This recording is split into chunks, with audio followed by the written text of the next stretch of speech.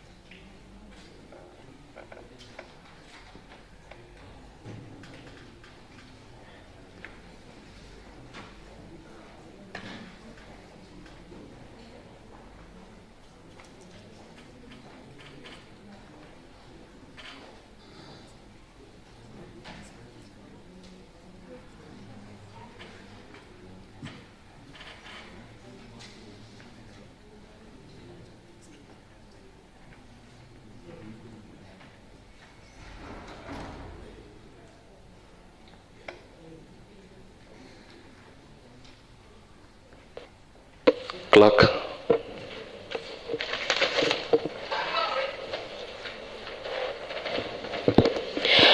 Order number 1, administration of oath. Order number 2, communication from the chair. Honorable members, welcome for this afternoon sitting. In our public gallery is a school called Sham Academy, which is in Silibwet Township of this great county of ours. It is in Bomet Central. I want to take this opportunity to welcome the 50 learners who are with us this afternoon, together with their teachers, 3 of you. Welcome to this great assembly of Bomet. On behalf of all the members who are here, you're highly welcome. Learn from this assembly.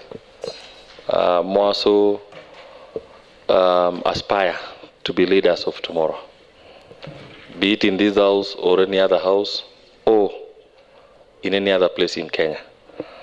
I want to wish you the very best and welcome you here. However, I must caution you that while at the public gallery, you must maintain silence and only silence.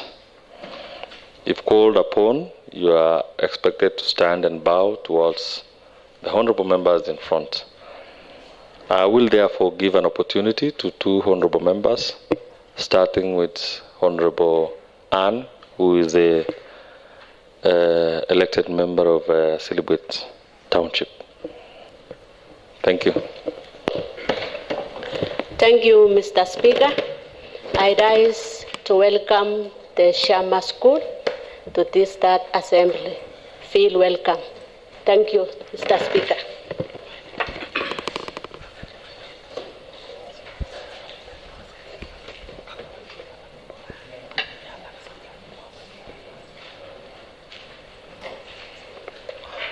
Proceed, Honorable Kipkemoi. Thank you very much, Mr. Speaker, for this opportunity to welcome the learners from Shama Academy. Mr. Speaker, I want to appreciate your office or your chair for allowing these learners to come here to observe what takes place here and learn what we really do here at the County Assembly.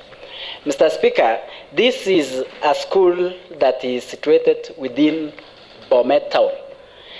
It is a very good private school that has posted good results before. And Mr. Speaker, in that regard, it has also earned my trust that I took my kids to the same school because of the good performance and upbringing of young children, that is both academically and spiritually, Mr. Speaker. Mr. Speaker, and I'm very happy that today my daughter is here and he can learn and see where her father gets the daily bread. Mr. Speaker, we should teach our children. We don't need to give them fish, but we need to teach them how to cast the net in order to get to it. It is an inspiration, Mr. Speaker, that as they visit here, find their parents here, because I even know that even those who are here and they don't have children in the same school, their children could be watching them every day do what we do here.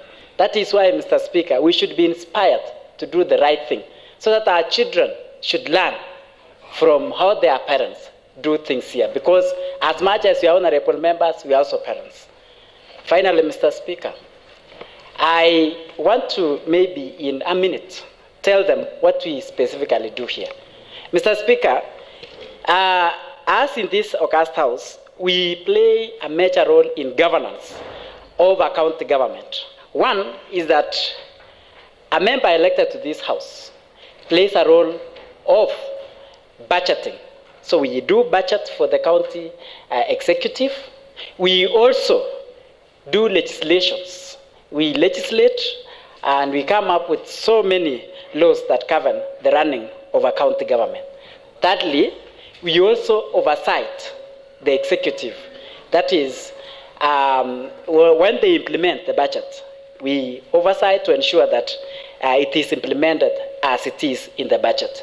And thirdly, Mr. Speaker, this House has the power to vet the CECs or the cabinet for the governor.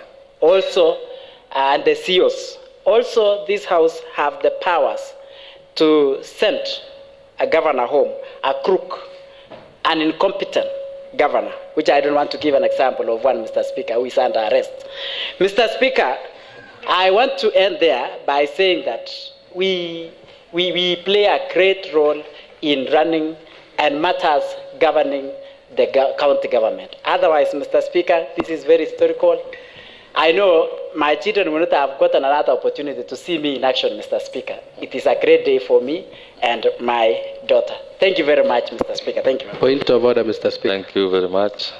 What is your point of order, Honorable Dancel? Would like to request Honorable Ernest to substantiate his statement. Which governor is arrested, Mr. Speaker? Yes.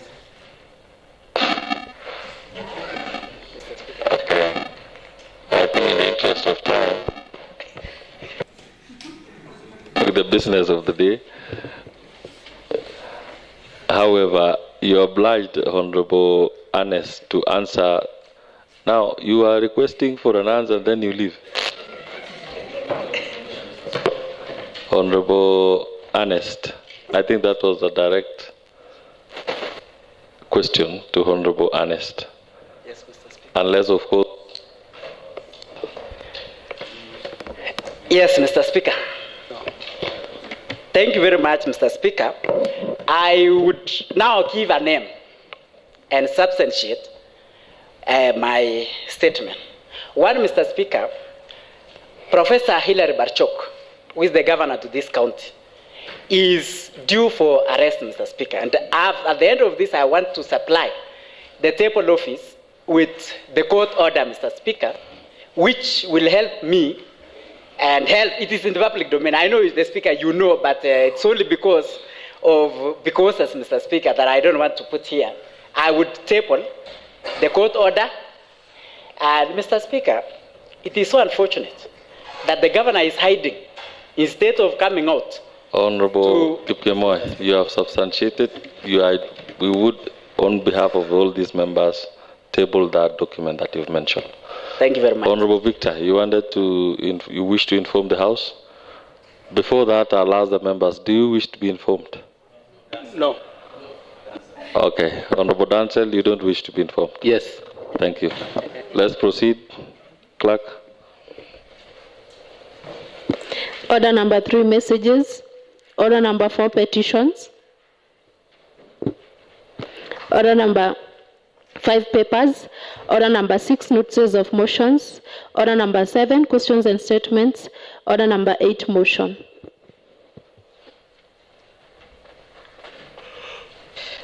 Thank you, Honorable Speaker. I rise to move the motion that, pursuant to Standing Order number 218B of the County Assembly Standing Orders, this County Assembly adopts the report of the County Assembly Budget and Appropriations Committee on the budget estimates for the County Executive and County Assembly, tabled in the County Assembly today, Thursday, 9th, 2026 at 10 a.m., and pursuant to Section 131, subsection 1 of the Public Finance Management Act of 2012, approves the Bomet County Executive Program-based medium-term expenditure and County Assembly budget estimates for the year ending 30th June 2027. Honorable Speaker, on behalf of the members of the Budget and Appropriation Committee, and as required under the Standing Order number 199, I take this opportunity to present to the Assembly the committee's report on the medium-term expenditure framework for the financial year 2026-2027 and annual budget for the year ending 30th June 2027, submitted to the County Assembly by the County Executive Committee member for Finance on 30th April 2026 and subsequently tabled on the County Assembly on 5th May 2026.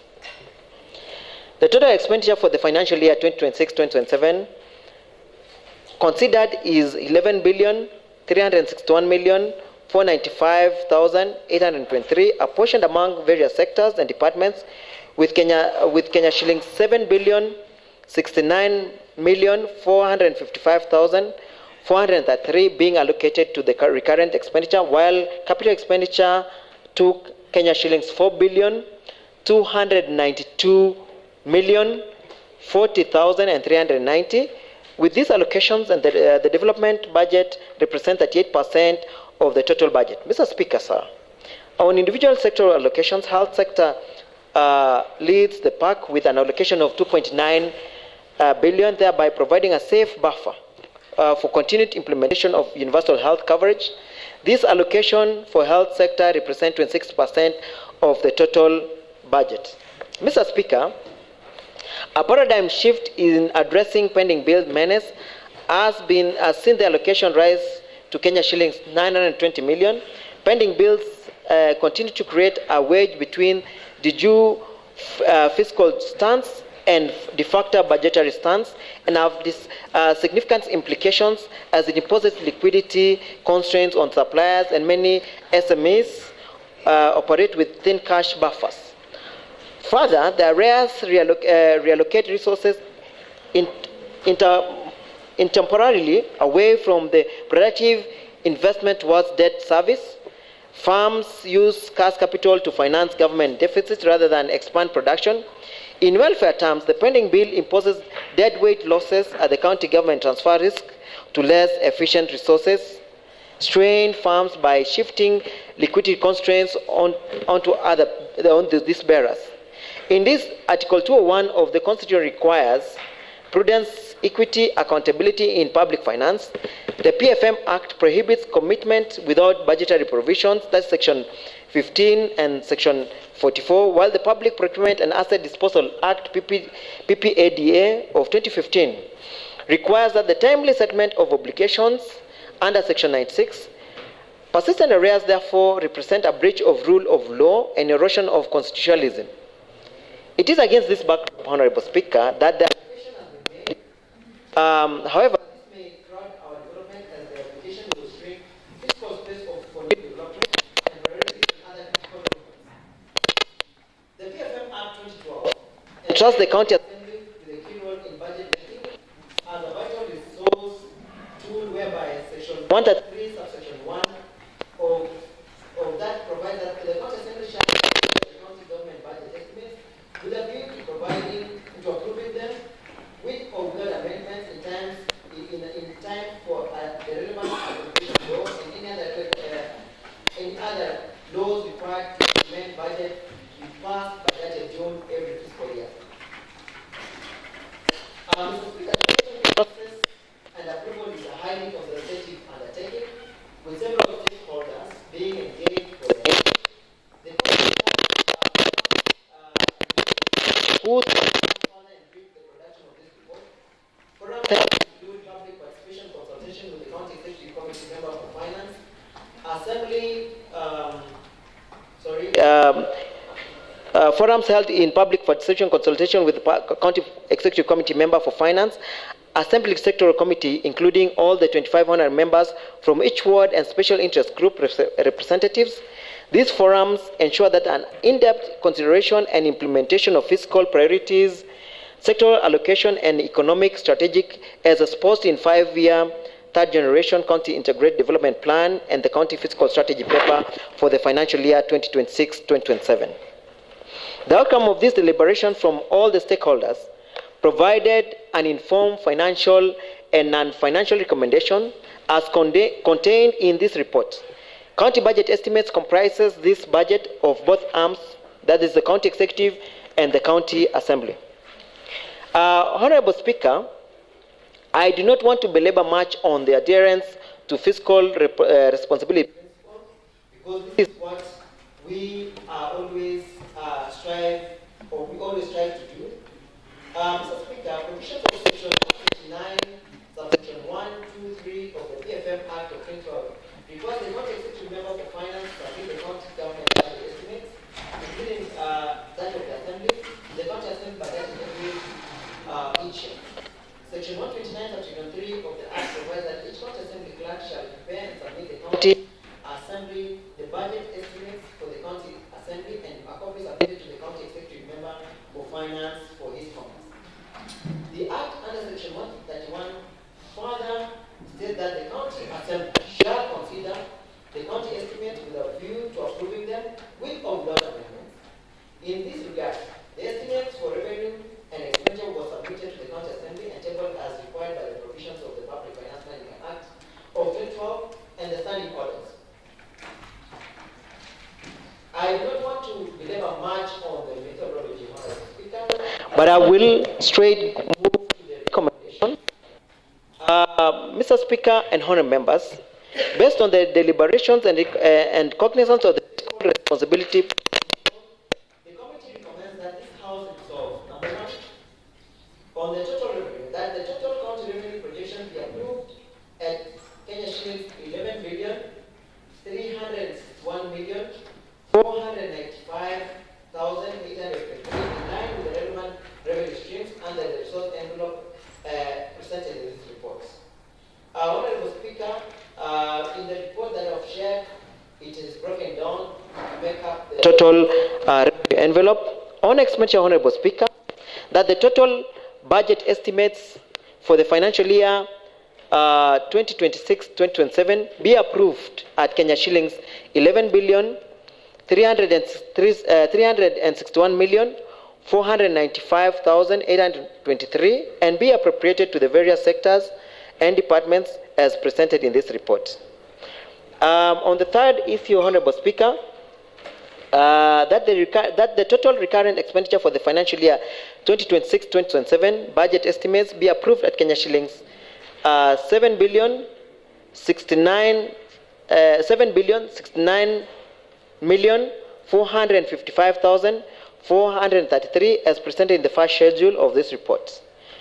And this is being broken down into personnel emoluments, which stands at 4 billion, and expenditure on corporation maintenance at 3 billion.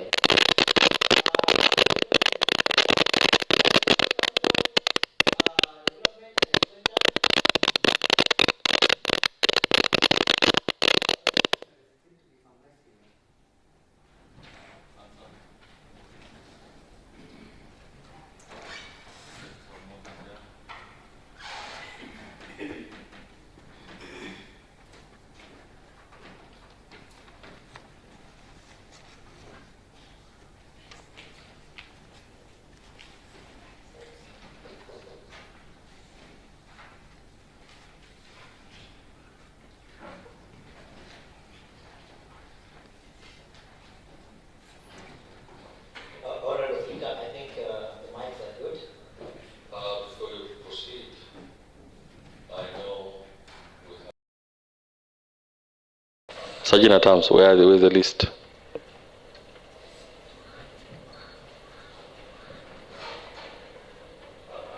Anyway, I can see members of public at the public gallery.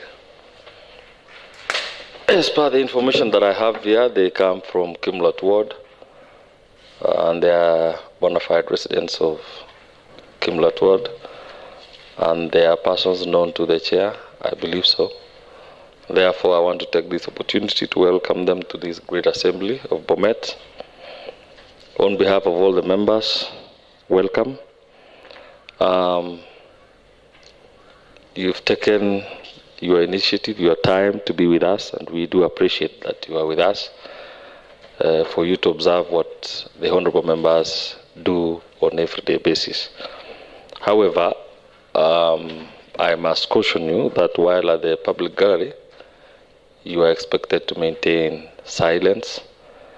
Above all, you must be respectful to each other and to the House, and also no clapping, no cheering, no drinking, or even taking photos while at the public gallery. And no note taking, as in do not write things while you are there. So just expected to observe what is happening, and if you get so excited, maintain it within yourself. The space here is only for the honorable members, but you are highly welcome to observe what is going on and learn from the experience that you have. On that note, Chair, I know you are proceeding with the business of the day, but you can take a minute or two to appreciate the visitors who are with us. Thank you, Honorable Speaker. Let me take this opportunity to welcome members in the public gallery who come from my ward. And Honorable Speaker, I must admit that it feels good to have them. Kimulat is not near, so they've traveled all the way. And Honorable Speaker, most of them have been sometime mad at me when I am not available, especially when I am in a hurry running like this morning. And now that they've seen me here, I know they will appreciate why sometimes we are not able to have enough time together in the village when I rush here to do the work that we do here. And I want to request them to enjoy the moment as the son of their soil do the work here that they elected me to do. Honorable Speaker, thank you for welcoming them, and I want to thank them for the continuous support that they've given me continuously. Thank you, and I want to request maybe to proceed with the report. Proceed, Chair. Thank the you. other members who want to contribute or to appreciate what they have will be while we are debating on this budget. Thank you. Proceed, Chair. Okay, thank you, Honorable Speaker. I was just giving an overview on the revenue envelope and the allocation in terms of the highlights. Number 5, sorry, Honorable Speaker, is on the allocation of the County Assembly, and the County Assembly has a fixed budget. It has the county expenditure, the County Assembly recurrent expenditure for the financial year 2026-2027 be approved at Kenya shillings 781,537,286, which is composed of 731,537,286 in line with CARA. Honorable Speaker, I'm rising on a point of order. What's your point of order, Honorable Chirchir? Mr. Speaker, standing order number 53, clause number 5P. Yes. Are we in order to that a notice of motion, of an approved motion, must be given 12 hours before the motion appears on the order paper? Mr. Speaker, the honorable member gave the notice of motion mid-morning today, and we are discussing it in the afternoon. Is it in order for we've chosen to breach the provisions of the standing orders and bring it anyway? Thank you for your question, Honorable Chirchir.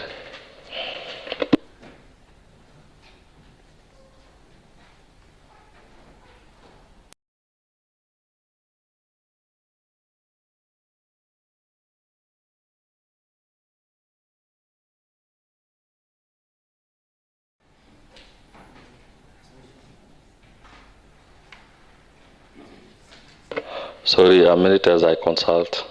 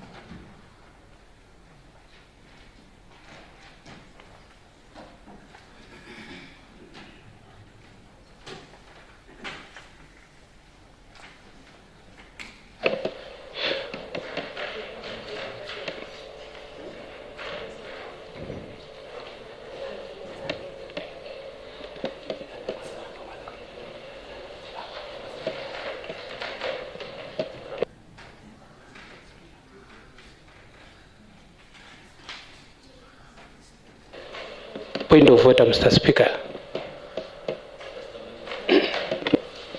Consulting on the earlier question. Allow me to finish with him first.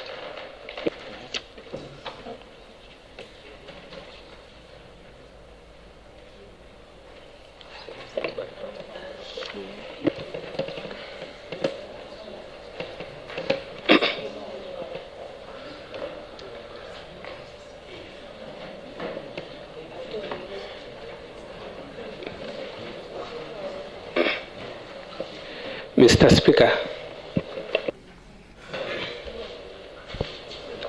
Point of information, Mr. Speaker, to the chair. Honorable Mutai, allow the chair to consult, then you will inform the chair. Just Thank a minute. Yes.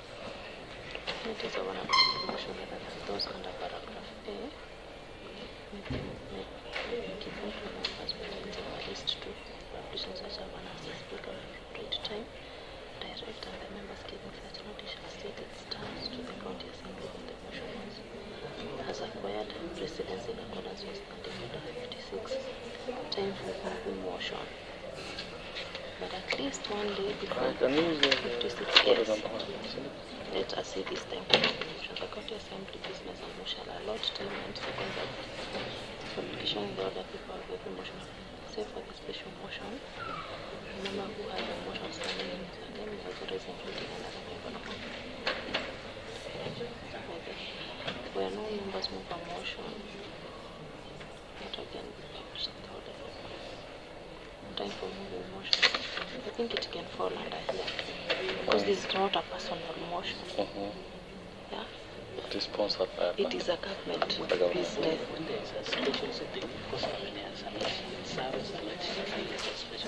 Okay. Yeah. It was a business sponsored by the government.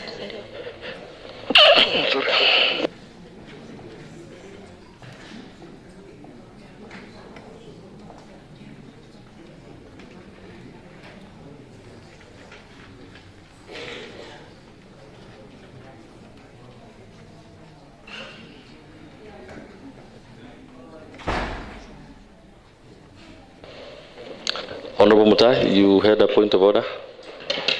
Mr. Speaker, I wanted to either guide the House on the issue raised by Honorable Peter, Mr. Speaker. Standing order number 1, it is actually the prerogative of the Speaker to decide whether the motion is handled at the moment. Number 2, Honorable Mutai, you are supposed to give a new order. You are answering for the chair. Mr. Speaker, The question that Honorable Peter Rono has given is now the chair has to answer that. Do you wish to assist the chair or? with due respect, Chair, I think I'm not in a position Or to you challenge wish to inform the House? I wanted to inform the House, say that Honorable members, do you wish to be informed?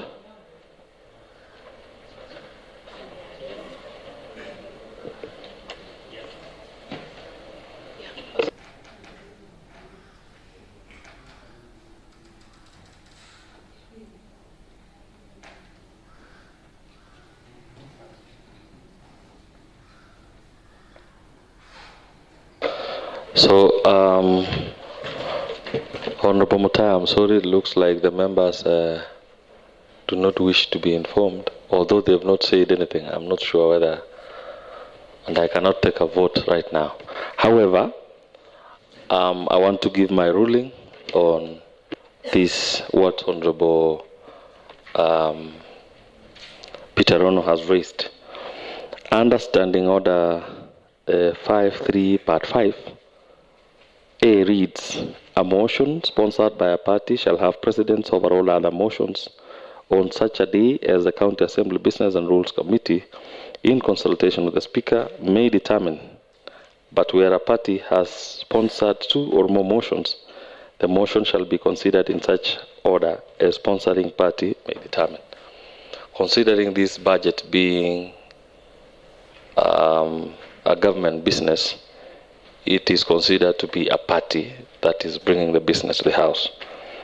But B, where you've read, notice of an approved motion, other than those under paragraph A, may be given to members by means of a list to be published in such manner as the Speaker may from time to time direct, and the member giving such notice shall state its terms to the County Assembly when the motion has acquired precedence in according to Standing Order number 5.6, in brackets time for moving motions, but at least one day before the motion appears on the order paper. Honorable Peter Rono, considering that this business was actually in the special sitting gazette, that served as an adequate time for as a notice to the members and to the House and to the general public, and therefore the chair budget is in order to proceed. Kindly proceed, Chair.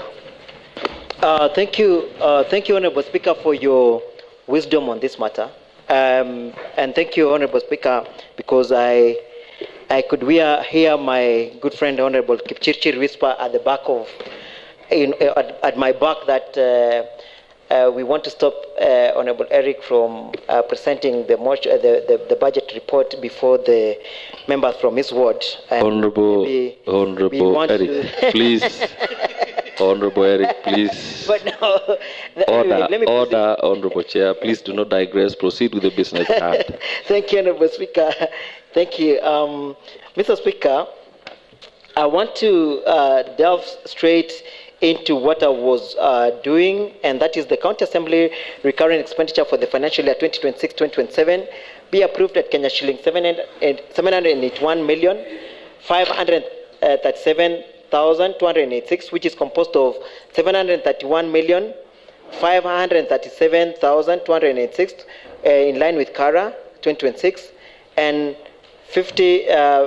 another additional 50 million budgeted outside the ceiling for the car loan and mortgage, which constitute parts of its recurring expenditure. Honorable Speaker, on the allocation of pending bills, the budget allocation for the development pending bills is approved at 920. On the committee, on the report and recommendations, the approve and report the recommendation of the County Budget and Appropriation Committee of the proposed budget estimates for the County Executive and County Assembly for the financial year 2026-2027. On the basis for the County Appropriation Bill, approve that the second schedule of this report forms the basis of the financial year 2026-2027 Appropriation Bill. On policy and recommendation, Mr. Speaker, the committee noted various critical issues during the consideration of the estimates, which it would like to address, addressed, and the committee proposes further that the Assembly resolves on the following policy matters. Number one, that prior to the submission of budget documents to the County Assembly, the County Treasury put in place measures for timely conceptualization of projects and annexed all the list of projects for implementation by all the departments to ensure full disclosure of information. Number two, that the County Executive Committee member responsible for finance and economic planning expenditure expedite the establishment and operationalization of the county emergency fund by finalizing on the requisite legal and administrative framework.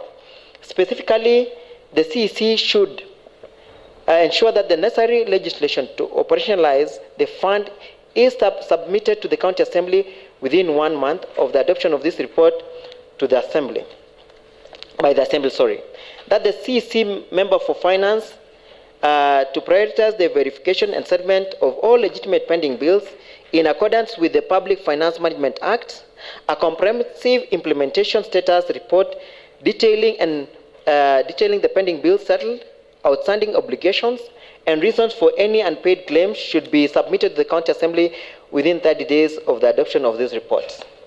Number four, that the CEC member for finance submit to the Assembly a cash flow disbursement schedule for the County Assembly's approved budget for the financial year 2026-2027 for its consideration and approval. This should be submitted within 7 days of the adoption of this report. Number five, that the County Executive Committee member for finance and economic planning expedite the preparation and submission of the county revenue raising measures to the County Assembly within 7 days of the adoption of this report. The proposed revenue raising measures should be aligned with the approved budget estimates to reflect realistic revenue projections and provide a sound legal framework for enhancing on-source revenue mobilization while safeguarding interest of taxpayers.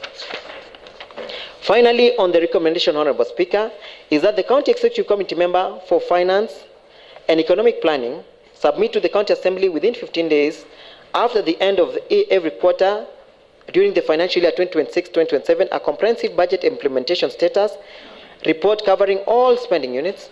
The report should provide detailed information on the program and projection implementation, itemized expenditure against approved budget allocations, absorption rates, and progress in the execution of development projects. Further, the report should include a detailed analysis of on-source revenue performance, indicating the revenue collected against approved targets, the performance of each revenue stream, measures undertaken to enhance revenue collection, challenges encountered during implementation, and corrective actions proposed to address the identified constraints. Honorable Speaker, I want to then go straight to the analysis on what we are allocating each department. This should take us a few minutes. And Honorable Speaker, I do not want to go back to the revenue envelope because I had mentioned earlier on the issues on the revenue envelope. I think our basic interest would then go to the tallies per each spending unit, which is within the county departments, county executive departments.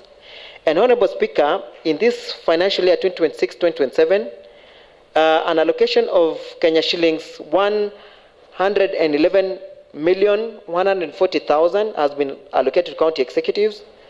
Office of the Deputy Governor has been allocated 25,559,200. Office of the County Attorney, Honorable Speaker, has been allocated an amount of Kenya shillings 8,399,000. County Public Service Board has been allocated an amount of Kenya shillings 32,245,000. The County Department on Devolution and Special Programs, Honorable Speaker, has been allocated an amount of 430 million, which comprises of 67,500,000 on O&M or operation and maintenance, and development at 362,500,000. The Department on Administration, Honorable Speaker, has been allocated an amount of Kenya shillings 138,420,000, made up of 86,920,000 on operation and maintenance, and development at 51,500,000. This would basically be dealing with the governor's residence, ward offices, and to mention just a few. Under ICT, Honorable Speaker, this is largely just focusing on our systems within the county, and an allocation of 61,420,016 shillings has been allocated to this department, and O&M is taking 26,420,016 shillings, while development has been allocated a total of 35 million. Under Finance, Revenue and Procurement, Honorable Speaker, a total of Kenya shillings 1,167,366,612 has been allocated to this department. And Honorable Speaker, we want to mention that in this, the larger amount has been given to the development, which goes for payment of pending bills, which is a total of 920 million, and the rest goes to operation maintenance. Under the Department of Economic Planning, 125,500,000 has been given. 90,500,000 goes to operation and maintenance, and 35 million goes to development. Under Lands, Housing and Urban Planning, Honorable Speaker, a total of Kenya shillings 194,254,679 has been allocated. Operation and maintenance has been allocated an amount of Kenya shillings 99,980,000, and development at 94,274,679. Under the Department of Culture, Gender and Social Services, a total amount of Kenya shillings 34,050,259 has been allocated. Operation maintenance takes an amount of 32,100,000, while development is at 1.9 million. And under health services, Honorable Speaker, a total of Kenya shillings 2,975,515,759 has been allocated to the health sector. PE in this case, Honorable Speaker, has been allocated an amount of 1,960,755,061, while O&M has been allocated an amount of 794,105,469, and development at 220,655,229. Under education, vocational and vocational training, Honorable Speaker, a total of Kenya shillings 435,935,675. Under O&M, an allocation of 249,935,675, and development has been allocated an amount of 187 million. Under youth and sports, Honorable Speaker, a total of Kenya shillings 48,635,000 has been allocated. Under water, sanitation and environment, Honorable Speaker, a total amount of 901,206,472 has been allocated. Operation and maintenance has been allocated an amount of 169,502,974, while in development, Honorable Speaker, water has been allocated an amount of 731,703,498. Under agriculture, livestock and fisheries, Honorable Speaker, a total of Kenya shillings 253,149,529 has been allocated. Under the roads, public works and transport, Honorable Speaker, a total of Kenya shillings 640,317,398. Operation maintenance getting 102,218,000, while development has been allocated 530,398.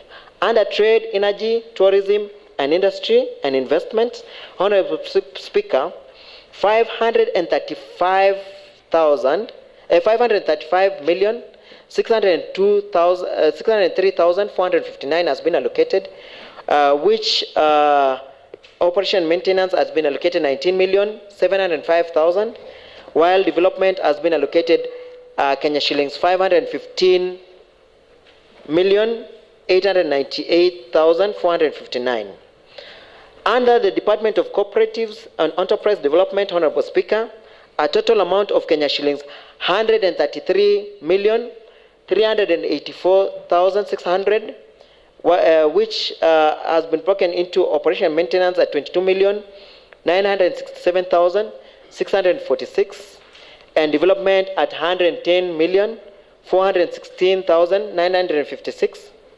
Under municipalities, Honorable Speaker, a total of Kenya shillings 173,547,551. PE in this has been allocated 26 million. Operation maintenance has been allocated 55,350,000, and development has been given 92,197,551. The County Assembly, Honorable Speaker, has been allocated a total of Kenya shillings 941,537,286, with development getting 160 million, while operation maintenance is getting 342,016,525, while PE is getting 439,520,761. This then gives the total tally of the total money allocated to the whole county executive and county assembly at 11,361,495,826. And the percentage, Honorable Speaker, personnel emoluments is at 35%, operation and maintenance is at 27%, and development is at 38%. Honorable Speaker, I wish to end my report at that, and I wish to request my good friend and my Vice Chair, Honorable Robert Langat, to second. Thank you, Honorable Speaker. Honorable Robert Langat. Thank you very much, Honorable Speaker, for giving me this opportunity to second the motion. Before I second the motion, Honorable Speaker, I would like to welcome the members of the public who are in the public gallery. Honorable Speaker, I don't have much to say, but my simple task is just to second the motion, who has been moved very well by our Honorable Chair for Budget. Thank you very much, Honorable Speaker, and I second the motion. Thank you very much, Honorable Robert, for seconding the motion.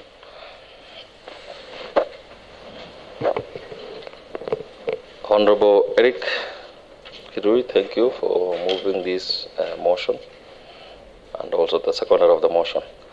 I therefore proceed to propose that, pursuant to Standing Order 218, Part 6 of the County Assembly Standing Orders, this County Assembly adopts the report of the County Assembly Budget and Appropriations Committee on the budget estimates for the County Executive and the County Assembly, tabled in the County Assembly today, Thursday, 9th July 2026 at 10 a.m.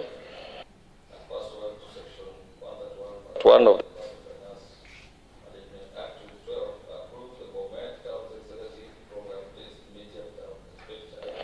and the County Assembly budget estimates for the year ending 30th June 2027. Honorable members, the floor is open for debate on this. Honorable Peter Rono. Mr. Speaker, as I want to rise in support of the passage and adoption of the report. And before I do that, allow me to welcome the members of the public. I don't know how the Honorable Chair came to know that they come from his ward. Mr. Speaker, I love and I like Kimolot. In the year December 1996, I got an invite to join Kimulot High School. Then it was a mixed school. But out of ignorance, I was told that the school harbored very huge female students, and they were going to ask me to carry them on my back. So I declined the offer. But recently I visited the ward when the governor was commissioning the famous Javangang water project, and I must admit that it's a good place. I missed a chance in 1996, and God willing, I'll go there some days when I will be seeking for a bigger position from this one. Mr. Speaker, I support the motion, but allow me to highlight some two issues that the committee, that was oversighted by the committee.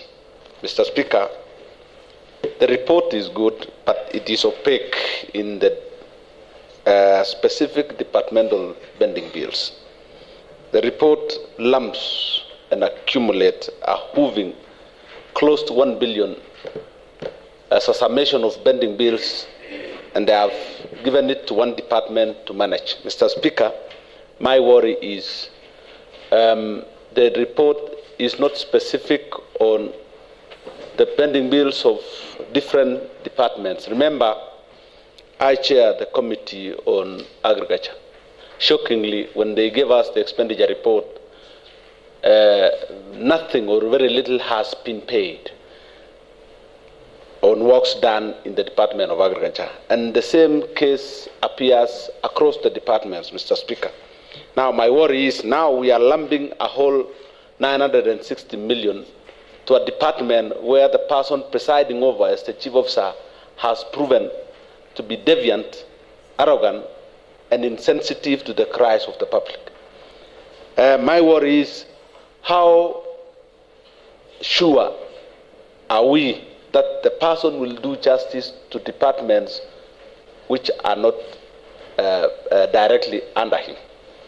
Second, Mr. Speaker, is that the report projects own source revenue at close to 600 million, which is practically unrealistic. This committee is preparing the county government of Bomet for a furtherance of pending bills.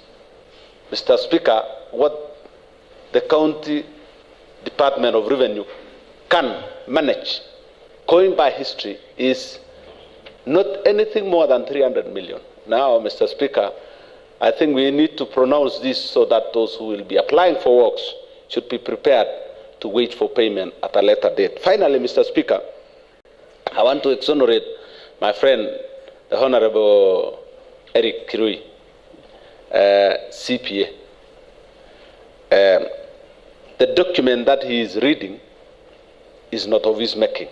He's just considering the proposals from the county executive. And Mr. Speaker, in future, and I want to make this one as a bigger proposal to the Senate, that we allow the CEC in charge of finance to come and read the report here. You know, the members of the public will leave here thinking that their MCA is the one in charge of making budget, which is not true.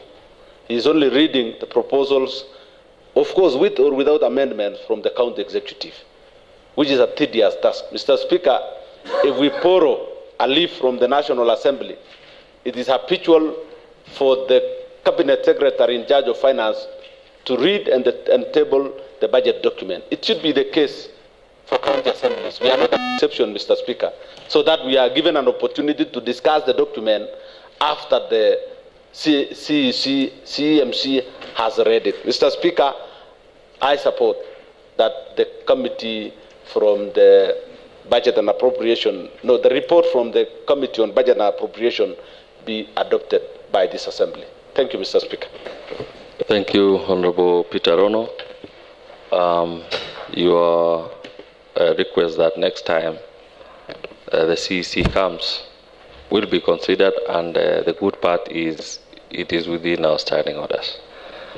Honorable Protich, followed by Honorable Changmori. Thank you, Honorable Speaker, for giving me this opportunity to give my input into the Budget and Appropriations Committee report. Well put or well moved by my good neighbor, Honorable Eric Kirui. And Mr. Speaker, allow me, as you directed earlier, to join him and join you in welcoming the members of the public, including the children in absentia who have left. We will send Honorable Ann to inform them that the future belongs to them. And one day, all the members who are present here passed through the school. They wore uniforms, and they were able to pay attention to what their teachers were telling them, so that they can be able to become some good leaders even in the future. Mr. Speaker, that is how life is. Life is a circle. Mr. Speaker, it is also true that we may be here in this house today and we will not be here tomorrow, meaning that some other individuals may be present, and among them are those children when they grow up. Mr. Speaker, allow me also to join Honorable Eric Kirui in welcoming the members of the public from his ward, Kimulot ward, and any other member who could be present in this gallery today. Mr. Speaker, I border Kimulot ward, and most of them are my neighbors, and we welcome them to this county assembly, at least to check on the deliberations that are taking place. I'm very happy that at least they have come when their member of county assembly is presenting a very important document to the House and the county at large. Mr. Speaker, they are welcome. Coming to the report, Mr. Speaker, I am one of the members of the Budget and Appropriations Committee alongside my other committee members, and this information has been brought now to the whole county assembly. And Mr. Speaker, allow me to laud this, the allocations of these particular resources for the financial year 2026-2027, preferably, Mr. Speaker, a budget that could be the last in implementation in terms of development for the cycle of the 5 years. Mr. Speaker, if I can quote Honorable Chepto, a very good member from Rongan and Manaret Ward, she mentions, and I quote, Ketaroti. And Mr. Speaker, this is Honorable this is important. member, please do not use unparliamentary language. I quote it. Even if it is a quote. Mr. Speaker, if you go back to answer, I quote it. Immediately you quote, you are supposed to explain what it means. Mr. Speaker, if Honorable Jepta will get time, I know she can explain, but she meant that it is the last budget to be implemented in terms of development. So in Kalenjin, it means as we finish. Mr. Speaker, you know, English came with the ship and they landed somewhere.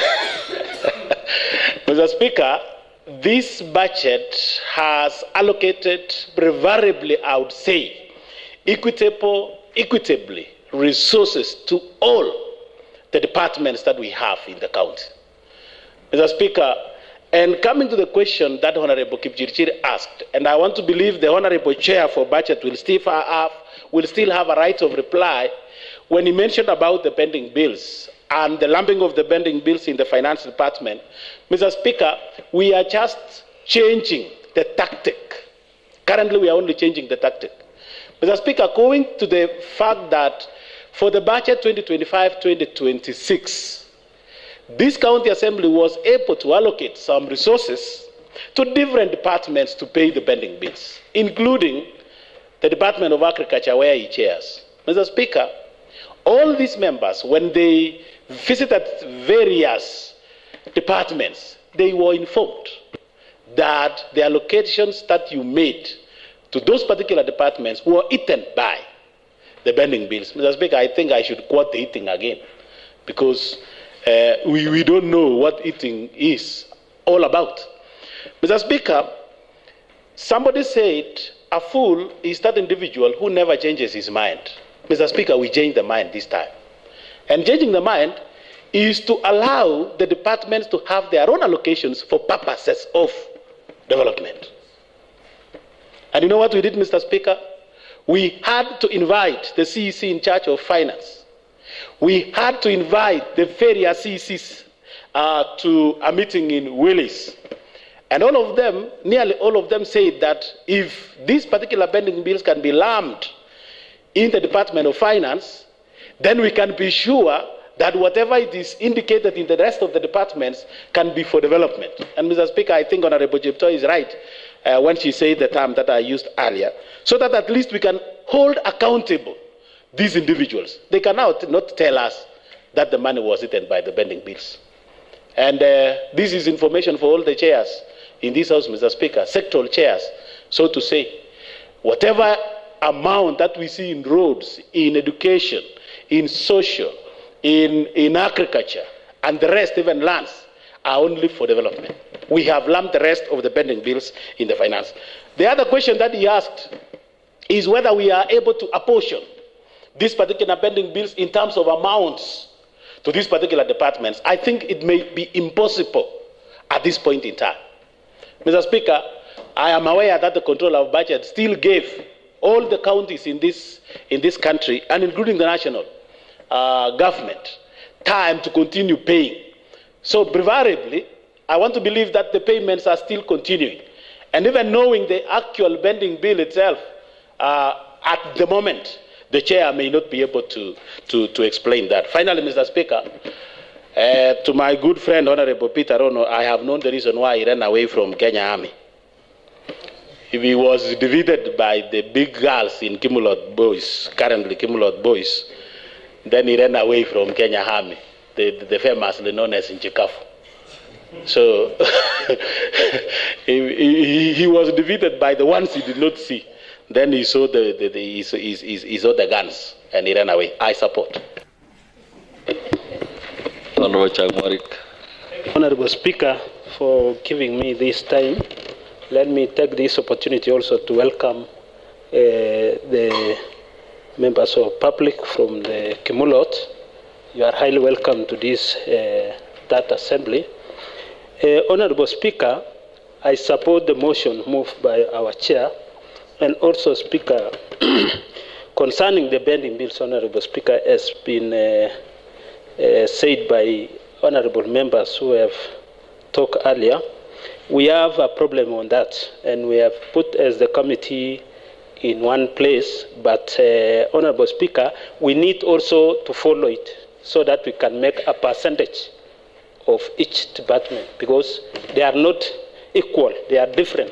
You find other departments having huge pending bills, and some are not the same. So we need to have maybe the payment mode or mode of that, so that we can not depend on one department. Honorable Speaker, we also have a problem in savings or carry forward that we have in the forward book balances. So those are also the things that we need to know maybe after passing this document, so that we can know the implementation of this budget. Honorable Speaker, there is this issue also for the 600 million for the local revenue.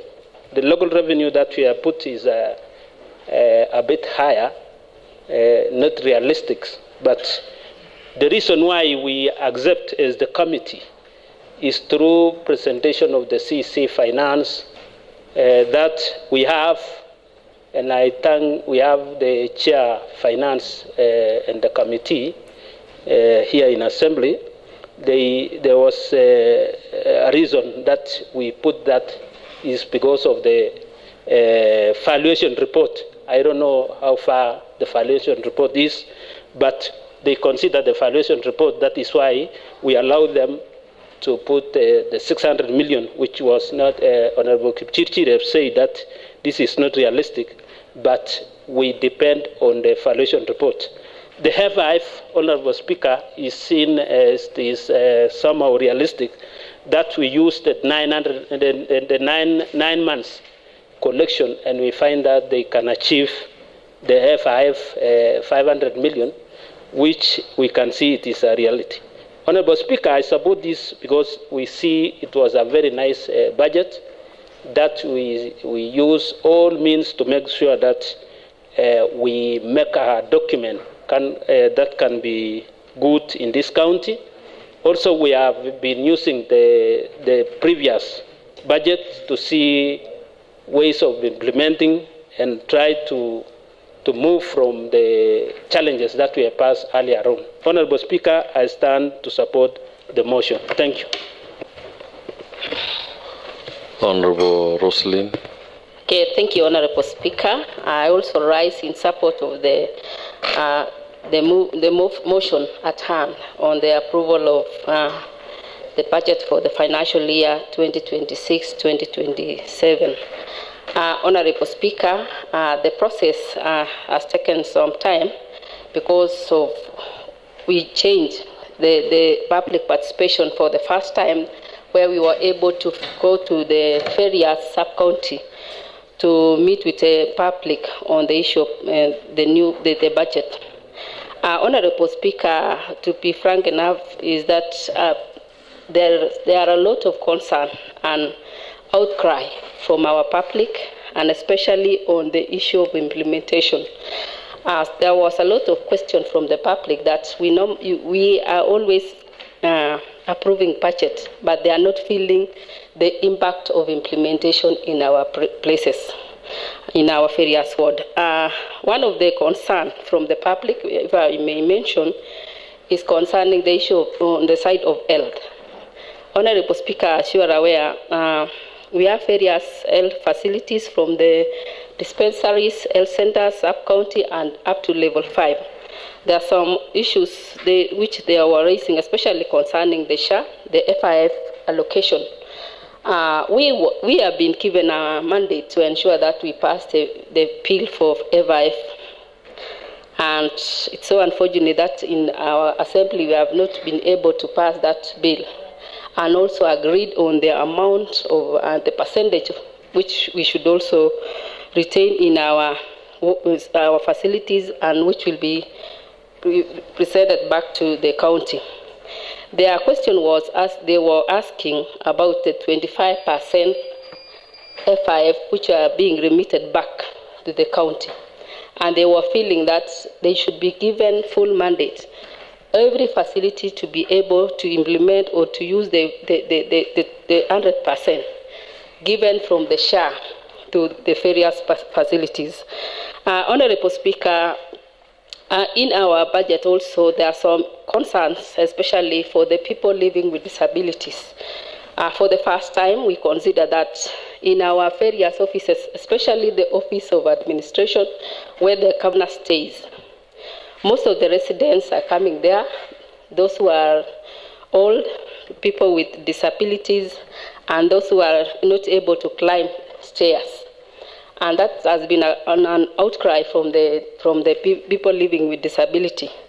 I think for the first time we were able to allocate 6 million for elevator, that is the lift, and 2 million for construction.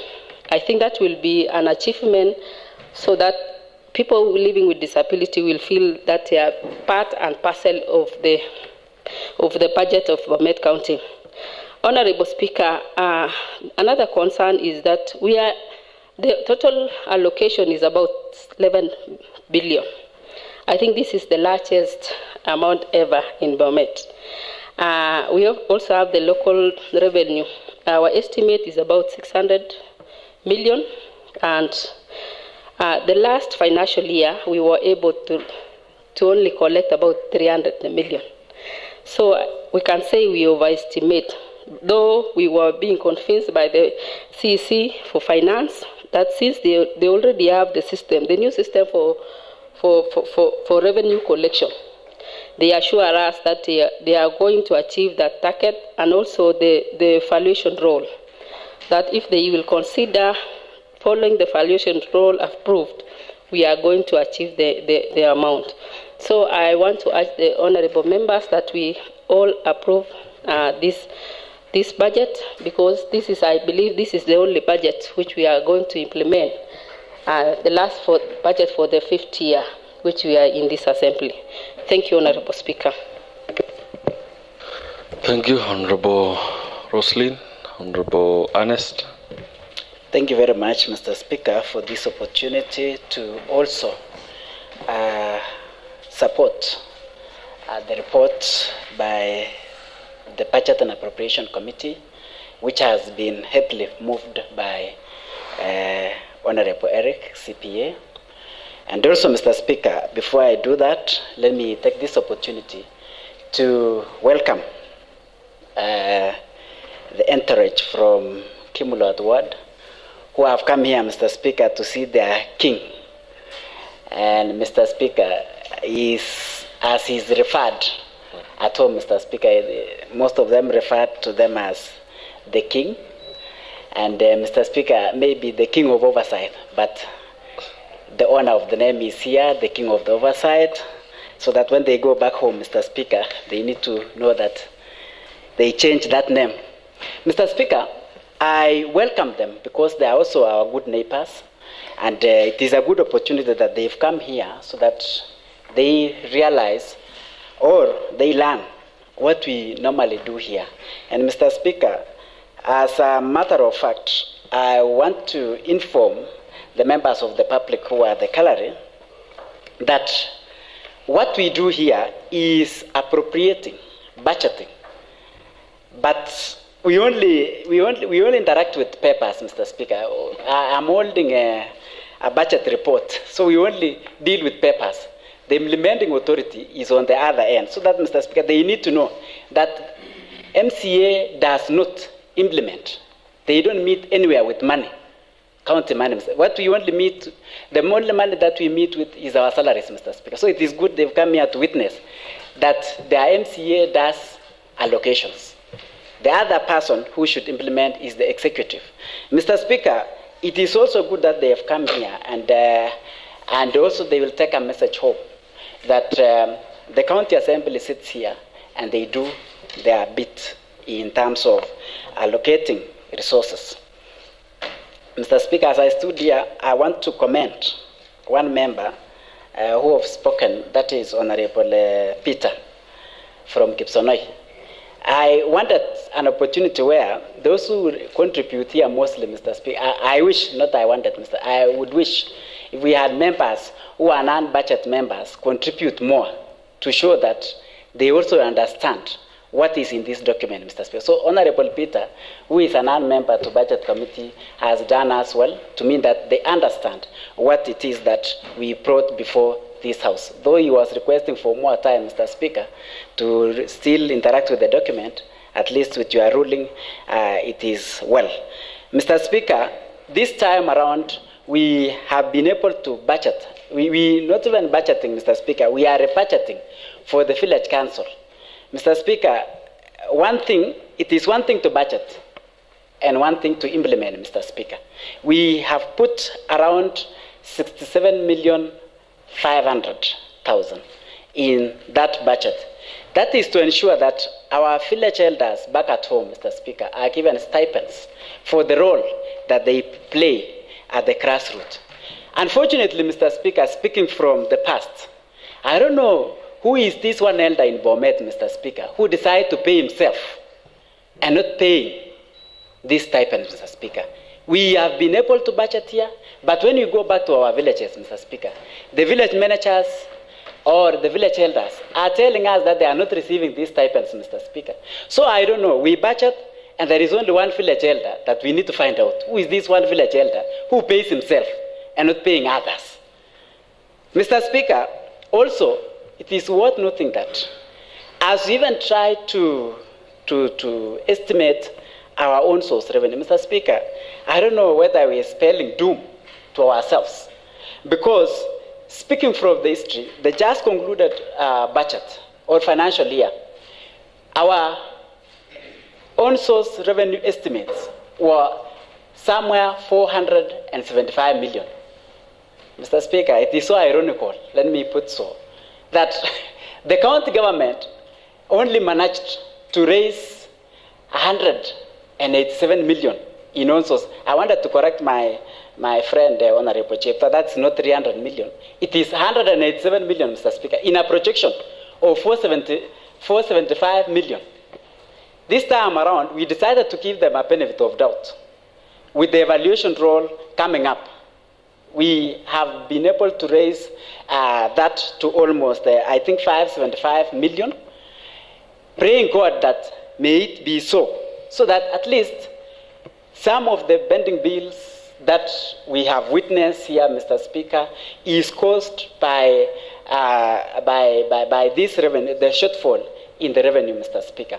And I would wish that the people who are in charge of revenue collection, Mr. Speaker, be honest to the people of Bomet, that if, by the way, Mr. Speaker, looking at 2022, 2023, where we were able to raise 230 million, we've been falling all this time. I don't know whether they at times go to charge revenue to some streams, sometimes they burden them without bringing to this county assembly that they've burdened the payment of this revenue.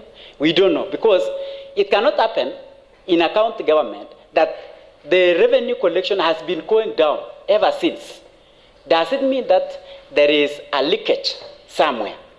So that instead of even valuation role helping us, because we have estimated with the hope that valuation role will help us, instead of now this valuation role taking us even to our 1 billion target, Mr. Speaker, it may take us to 400 million because there is a lot of leakages in our way we collect our revenues.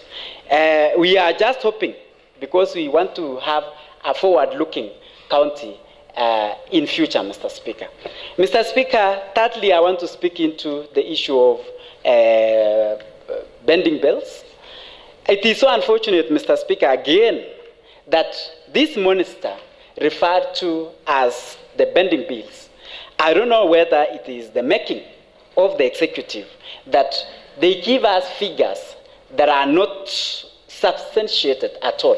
Remember, Mr. Speaker, it is this, there is a record in this House that we have a bending bill report that was brought before this House that had about 1.4 billion shillings bending bill.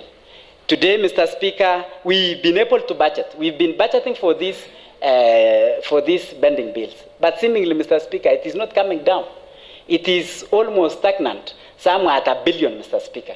This time around, as you've heard from the speakers who have spoken before me, that we decided this time around to lump a figure of 960 million for the pending bills. Mr. Speaker, I know this is inspiring or giving hope to the contractors who have done works in Bomet County.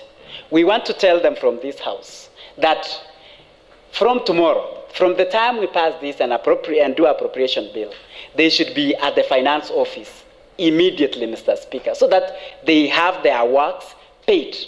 And at no time they will ever have an excuse that we are not paying you because money is not available or it is not budgeted.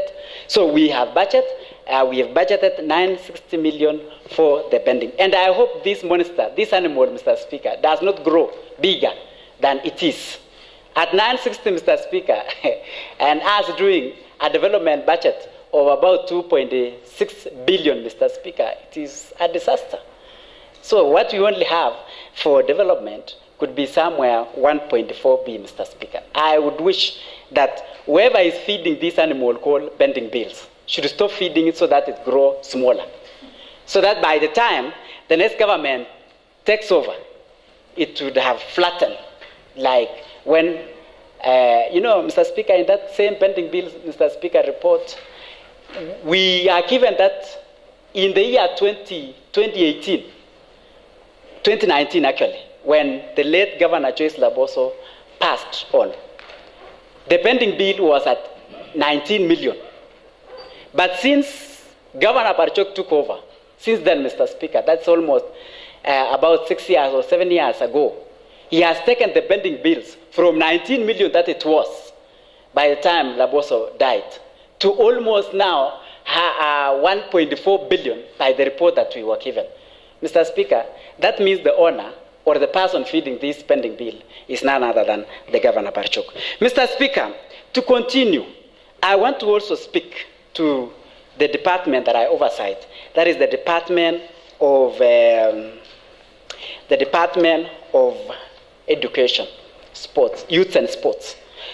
Mr. Speaker, we have ensured that we budgeted enough resources for our vocational training centers so that they continue running, because currently we have a number of youths who are currently pursuing various skills in our vocational training centers. I want to believe that the resources, the bursary that we have allocated for the same will help our young people to gain skills in our various VTCs. Mr. Speaker, also we have ensured that the usual or the culture that we have enriched of ensuring that we have 2 new ECD in every ward and a completion for each ward is there in the budget. It has been captured, and this time around, because we have removed the pending bills to the Department of Finance, we will be able to see development all through. Otherwise, Mr. Speaker, there is a lot. There is a lot in terms of health. We expect that also health will be doing us or constructing for us at least 2 dispensaries per ward, Mr. Speaker. That's our prayer, because we have allocated a lot of resources so that we ensure that as even SHA transfers money directly to the facilities, our people should have these medical services closer to them. And finally, Mr. Speaker, there is one department called Agriculture, Mr. Speaker. And I want to quote one of the comments. I know it will be very funny, Mr. Speaker. One of the comments that were made by the members of the public when the public participation was being conducted, and I think it was specifically at Merigi, just to be very specific, Mr. Speaker, about the AI, the county government AI, Mr. Speaker. The people have a lot of complaints that we budget for the AI, but what they get in return, Mr. Speaker, let me just use plain words like what Honorable Kiprotich was quoting, that they were asking the county government, instead of bringing them the AI, they were saying, Mr. Speaker, the AI, the current AI that the county government supplies to our farmers, end up producing, Mr. Speaker, a buffalo. Which air? Mr. Speaker, the air, the artificial insemination for our dairies, okay. Mr. Speaker. Not the AI in our phones, not the artificial intelligence, Mr. Speaker. I wanted to make this comment, that the people of the public are complaining that the AI services that are being rendered by the county government have ended up producing buffaloes, Mr. Speaker, in the villages. And they were asking the county government, maybe this time around, instead of bringing the AI, they should just buy bulls, real bulls that they can see in the village, Mr. Speaker. Because I don't know where they produce these buffaloes, Mr. Speaker. That was the comment by the public. And so many other things, that many other comments that were made by the members of the public. And also we are mentioning this, Mr. Speaker, so that the members of the public get to know that their contribution, their inputs are being considered in this budget making, Mr. Speaker.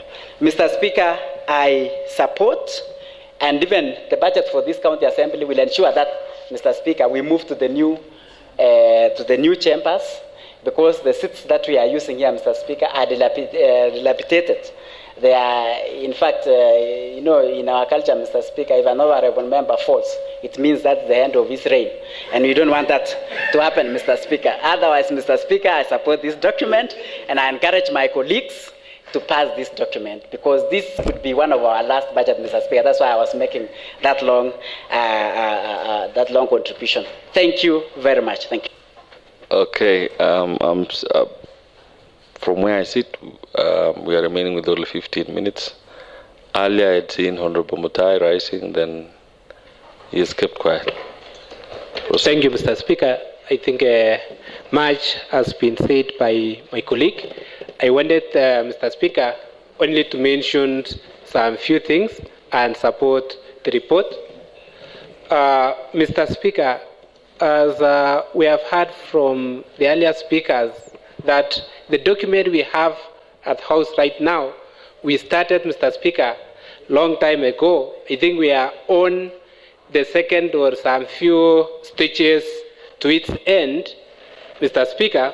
We started from public participation that actually was raised by Honorable Ernest.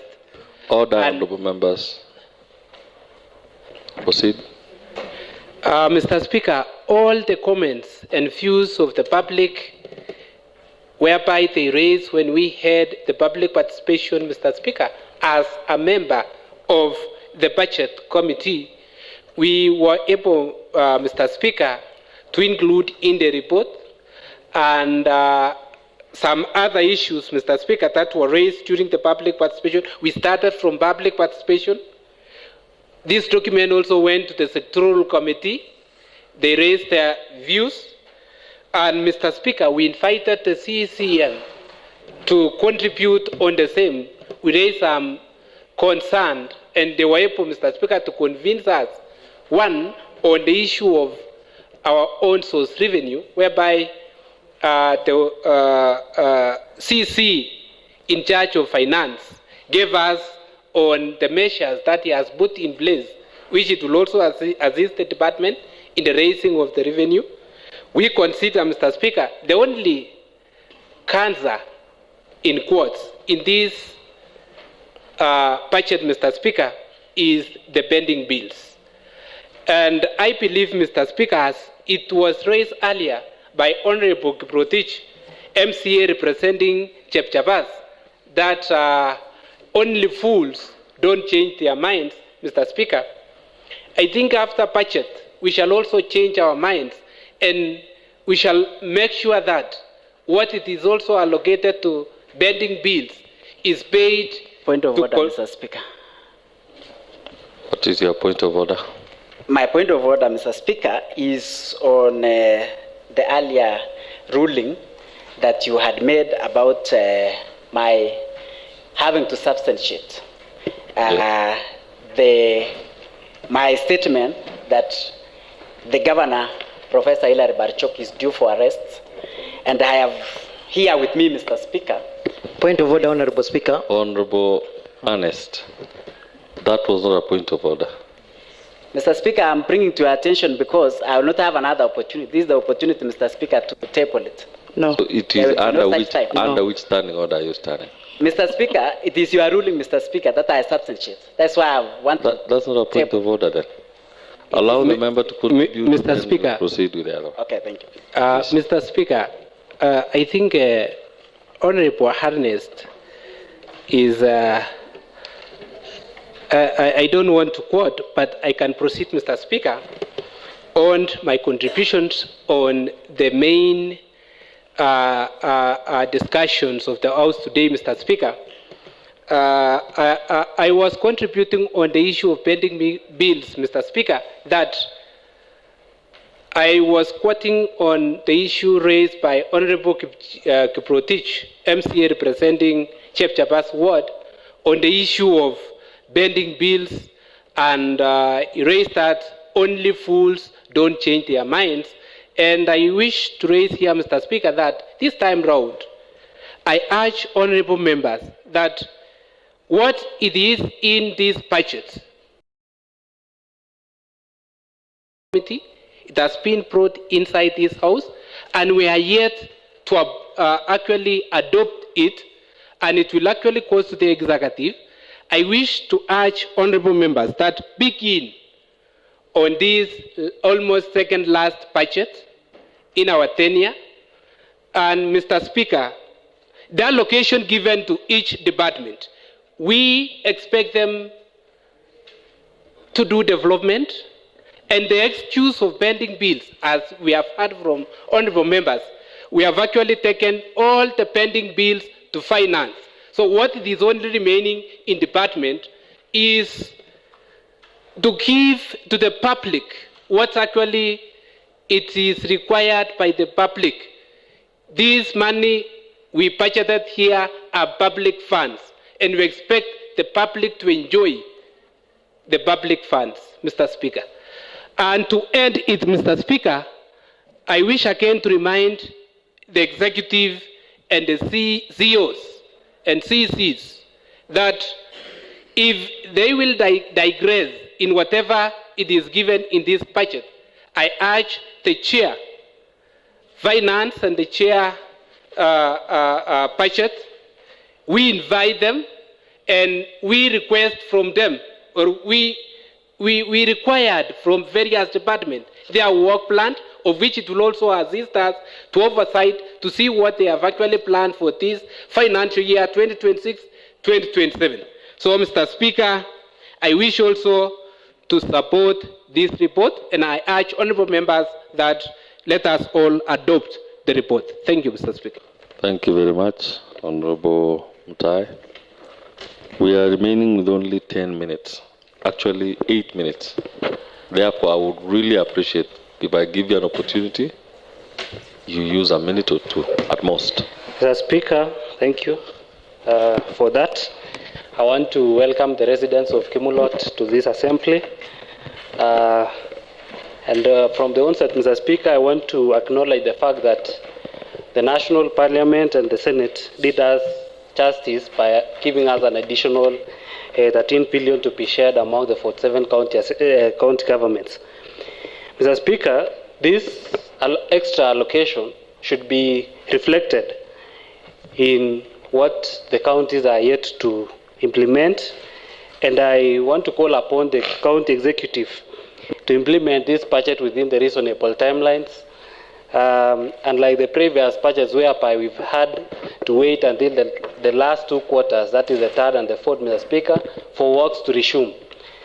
We are calling upon the county executive this time round, Mr. Speaker, to shape up and ensure that this budget is implemented within the first and the second quarters, so that the people of Bomet enjoys what this county assembly has done. Mr. Speaker, I also want to urge the sectoral committee so that even as we push the executive to do implementation, we at the county assembly must follow up with the allocations that we have appropriated to various departments, so that also, Mr. Speaker, we don't just shift blames to the county executive, whereas our various sectoral committees does not follow up on what has been put in various departments. Mr. Speaker, there is the issue of pending bills, which my colleagues have spoken well about, and we are also raising the alarm that it is high time that the various contractors and suppliers, Mr. Speaker, who have been done big injustice in the past, be considered this time around, Mr. Speaker, and they get paid because now we have a reasonable allocation in the Department of Finance. Mr. Speaker, we have also ensured as a committee, proud to be part of this committee of budget and appropriation, that we have had an allocation that is meant to gather for the employees who were yet to be employed, and even those who are supposed to be reinstated, Mr. Speaker. Mr. Speaker, we realize that we have various key departments that are running short of employees. Majorly the health department, Mr. Speaker, the Department of Education, whereby our FTZs are running without instructors, the ECDs centers, Mr. Speaker. We've had major shortage in those various departments, Mr. Speaker, and this committee was keen to ensure that an adequate allocation is made available. Mr. Speaker, I want to really urge these honorable members that let us have this motion passed, so that within the shortest time possible, Mr. Speaker, we have implementation going on, and also the departments having to run smoothly. Mr. Speaker, I support the motion, and I call upon the various members to also support. I thank you.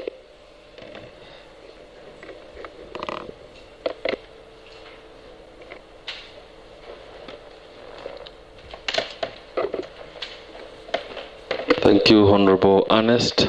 Honorable Bernard Langat. Because of time, Mr. Speaker, thank you for this. 2 minutes. Thank you for this opportunity, Mr. Speaker. I rise to support the motion before us. Only, Mr. Speaker, I need to highlight something on trade department. As a budget committee members, Mr. Speaker, we budgeted around 500 million, which is co-sharing with national government. As a county government, we have budgeted 250 million. So I'm matching the executive, which are the implementers. If this industrial park being implemented at this shortest time possible, our people of Bomet County will get job opportunities to route this industrial park, which is located at Sotik. So I'm matching the executive, kindly implement, because it will assist our youth to get job opportunities. Otherwise, also in this trade department, we are expecting most of our towns to have street lights. Last financial year, most of our small towns did not get any street lights, but we are expecting this time round to have this street light across the county. Otherwise, thank you. I support. Thank you very much. All the honorable members who contributed to this discussion, I want to thank all of you. Why not, for the interest of time, I would still have allowed to proceed. I therefore put a question that pursuant to Standing Order 218, Part 6 of the County Assembly Standing Orders, this County Assembly adopts the report of the County Assembly Budgets and Appropriations Committee on the budget estimates for the County Executive and the County Assembly tabled in the County Assembly today, Thursday, 9 July 2026 at 10 a.m. And pursuant to Section 131, Part 1 of the Public Finance Management Act 2012, approves the Bomet County Executive Program-based medium-term expenditure and the County Assembly budget estimates for the financial year ending 30th June 2027. Honorable members, I'll proceed to ask Honorable Lily whether she agrees with these reports. Yes. Thank you. Honorable members, will as many as are of this opinion say aye? Aye. Will as many as are of the contrary opinion say nay? The ayes have it. Thank you very much for that. In the order paper, we have another motion, which is motion number 9, order number 9. However, honorable members, considering that today in your invitation to be in this assembly, altering of the calendar wasn't part of the intention of today's business, and therefore, understanding order number 1, I expunge that last order. However, once everything will be ready, all members, you can come in, it's okay. After these estimates, the preparation of the appropriation bill will come in, and thereafter I'll find a way of informing you on the next dates when we can come and consider the appropriations bill. I want to urge all the members here to be active. Please do not be quiet the whole year round, especially women leaders in the House. Please participate also. More so with the use of standing orders. Honorable Ernest. Yes, I Mr. believe Speaker. when you were rising, it wasn't on a point of order, but you wanted to supply the House Yes. with the information that I had asked you in the morning. You have that information. Kindly table it then. Thank you very much, Mr. Speaker. What I intend... Just Point of order, Honorable you Speaker. proceed to table only. Mr. No Speaker, discussions on it. Mr. Speaker, You are substantiating what you said earlier, right? Proceed then. Mr. Yes, Speaker, I want Honor. to intercept on a point of order. Standing Order 105. Standing Order 105. It is improper for this assembly to debate an individual without a substantive motion. And therefore, the introduction of the honorable member is a dilatory motion which is offensive, Mr. Speaker. If you allow it, you will be opening a Pandora box for the same.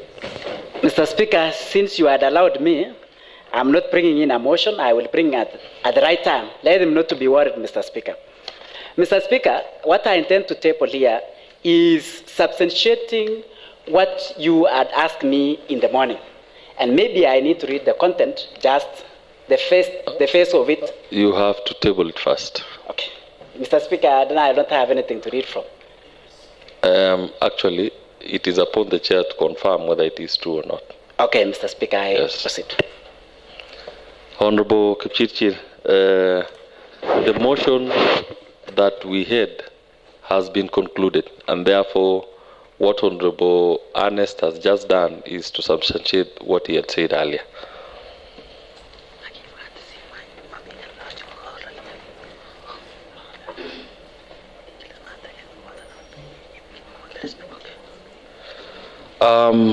Thank you very much for all of you. However, I have some announcements to make to the chair. Considering that we are done with the budget estimates, now that you are the one who is the link with the executive, there are 3 things that are required when we'll be considering the appropriations bill. One is the appropriations bill itself. Second, the schedule of disbursement to the assembly. Considering that right from this financial year, the assembly will be autonomous, and therefore the disbursement schedule from the CEC is required to be passed with the appropriations bill. On top of that, we will need, as an assembly and for the benefit of residents of Bomet County, revenue raising measures for this county. And lastly, which I've been reminded, we lost some children recently, and the burial was today. And on behalf of all the members, I want to convey our sincere condolences to the family, friends, and relatives of those children who lost their lives due to fire, and to caution all the parents to ensure where the children are, they should be safe from all the elements of nature, be it water, diseases, fire, and all other risks that are involved in life. I don't know whether the honorable member representing that ward is around. Is in the burial. I'll give 2 members to voice their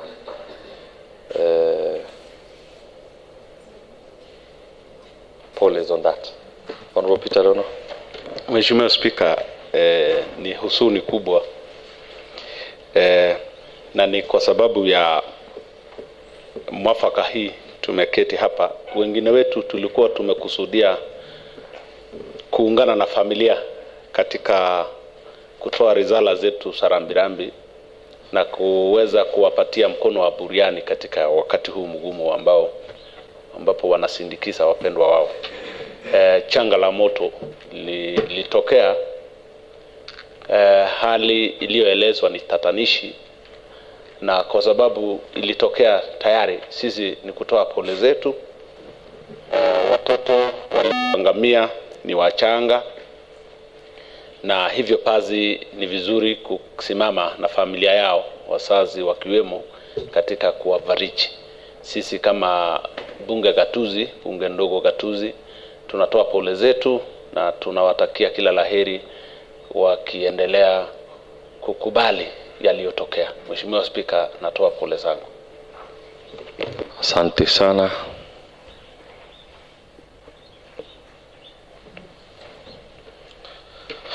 Honorable members, considering that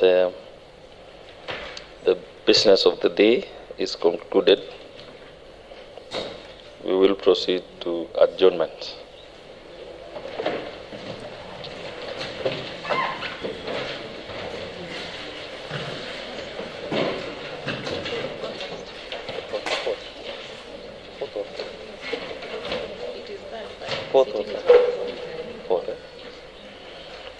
This sitting is adjourned up to 4th August at 2:30 p.m.